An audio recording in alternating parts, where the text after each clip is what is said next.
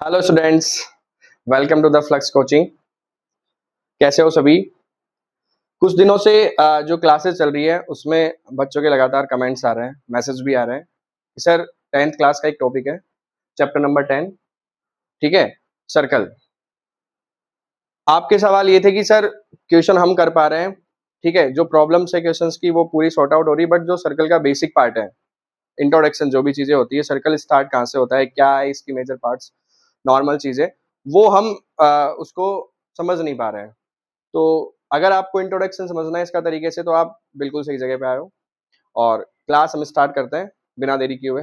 चलो देखो सामने इंट्रोडक्शन में हम पहले पढ़ते हैं सर्कल के बारे में, कि सर्कल होता क्या है, किस तरीके से इसको समझा जाता है, डायमेंशंस कैसे कैसे क्रिएट होती है, क्या चलता है क्या नहीं है, उसका पूरा पार्ट यहाँ रहेगा। देखो एक बार, बेसिकली हम जब डायमेंशंस पढ़ते हैं तो वन डायमेंशंस जिसमें ओनली लेंथ ही आती है, ठीक है। टू डायमेंशंस जब हम पढ़ते हैं तो उसके अंदर टू डायमेंशंस के अंदर लेंथ और ब्रेथ दो आपकी डायमेंशन चलती है।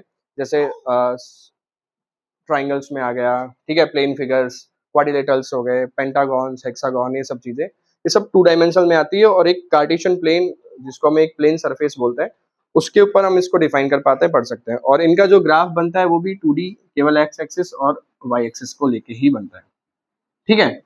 उसी टू डायमेंशंस के रिगार्डिंग एक और शेप आती है जिसको हम बोलते हैं सर्कल, ठीक है। कैसे काम करता है देखो सामने, a circle is a two dimensional geometrical shape formed by a set of all points in a plane that are at a constant equal distance from a fixed central point। Simple language में अगर हम देखें तो क्या करना है कि इस पूरे कार्टेशियन प्लेन पे हमको एक पॉइंट को फिक्स करना है। जैसे मान लो हमने इस पॉइंट को फिक्स कर दिया, इसके बाद में क्या करना है, इसके बाद में हमको ये करना है कि इस पॉइंट से इनफाइनाइट पॉइंट्स को इक्वल डिस्टेंस पर लेकर चलना है। कि मान लो एक कुछ डिस्टेंस हमने डिसाइड कर ली 2 सेंटीमीटर, तो ये 2 सेंटीमीटर का डिस्टेंस होगी इतनी, एक पॉइंट यहाँ ले लिया। अब बाकी जितने भी पॉइंट्स हम इसके अराउंड लेंगे वो सारे अराउंड इसके 2 सेंटीमीटर के अराउंड लेंगे। और जब फिर उस पॉइंट्स को ज्वाइन किया जाएगा तो फिर हम किसका फॉर्मेशन कर पाएंगे, सर्कल का फॉर्मेशन। तो यहाँ से ही सर्कल की स्टार्ट होती है कि एक सिंपल सा कार्टेशियन प्लेन है, ठीक है, उस पर एक पॉइंट फिक्स किया गया है जिसको बोलते हैं centre of the circle. Okay, इस सर्कल से इनफाइनाइट पॉइंट्स को एक कांस्टेंट डिस्टेंस पर लिया जाएगा, ठीक है। और फिर जो शेप बन के आएगी उसको क्या बोल देते हैं अपन, सर्कल बोल देते हैं। नॉर्मली जो डेफिनेशन होती है वो ये होती है, circle is a two dimensional geometrical shape form by a set of all points in a plane that are at a constant distance, constant equal distance, distance भी कैसे होनी चाहिए, equal, from a fix central point. अब ये जो point होता है इसको तो हम सेंटर ऑफ द सर्कल बोल दिया जाता है। ये जो इक्वल डिस्टेंस होती है ना, कांस्टेंट इक्वल डिस्टेंस, इसको बोला जाता है रेडियस ऑफ द सर्कल, ठीक है। तो ये रेडियस हो गई, ये रेडियस, ये जो पॉइंट्स जितने भी आएंगे, और अगर आप सर्कल के ऊपर कोई भी दो पॉइंट्स है अगर आप उसको ज्वाइन करते हो through the centre of the circle तो फिर वो आपका बन जाता है डायमीटर, ठीक है, which is double of the radius. Diameter जो होता है वो रेडियस का क्या होता है, double, d equal to 2r। फिर ये जो पार्ट बना है इसकी जो टोटल लेंथ होती है सर्कल की उसको बोलते हैं circumference of the circle, which is also called the parameter of the circle. बाकी शेप्स में हम इसको पैरामीटर बोलते हैं क्योंकि यहाँ पे साइड से आ जाती है, ऑल साइड का जो एडिशन। यहाँ पर जो होता है ये पूरी जो लेंथ होती है ये सर्कमफेरेंस होती है, ठीक है। थोड़ा सा कर्व लेके हुई होती है तो यहाँ पे एक कांस्टेंट यूज करते हैं जिसको हम बोलते हैं पाई। तो सर्कमफेरेंस की जो लेंथ, इस सर्कल की जो लेंथ निकाली जाती है वो होती है 2πr, ठीक है। रेडियस के थ्रू 2π, 2π का मतलब होता है 360 एंगल, ठीक है। हम पाई को ट्रिग्नोमेट्री जब पढ़ते हैं तो पाई को 180 डिग्री और 2π को हम बोलते हैं 360 डिग्री। तो एक कांस्टेंट डिस्टेंस है रेडियस, इस रेडियस को 360 मूव किया गया है, ठीक है, एक डिस्टेंस फिक्स पॉइंट से लेते हुए। तो वो जो पूरी डिस्टेंस बनेगी, जो लेंथ बनेगी उसको बोलेंगे अपन सर्कमफेरेंस ऑफ द सर्कल। और इसके इस सर्कमफेरेंस के अंदर का जो ये रीजन आएगा कंप्लीट पूरा जो भी पार्ट है इसको बोलेंगे एरिया ऑफ द सर्कल, ठीक है।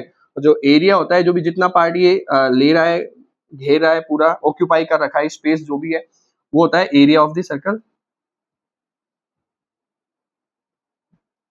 इसका जो फॉर्मूला होता है वो πr² होता है, ठीक है।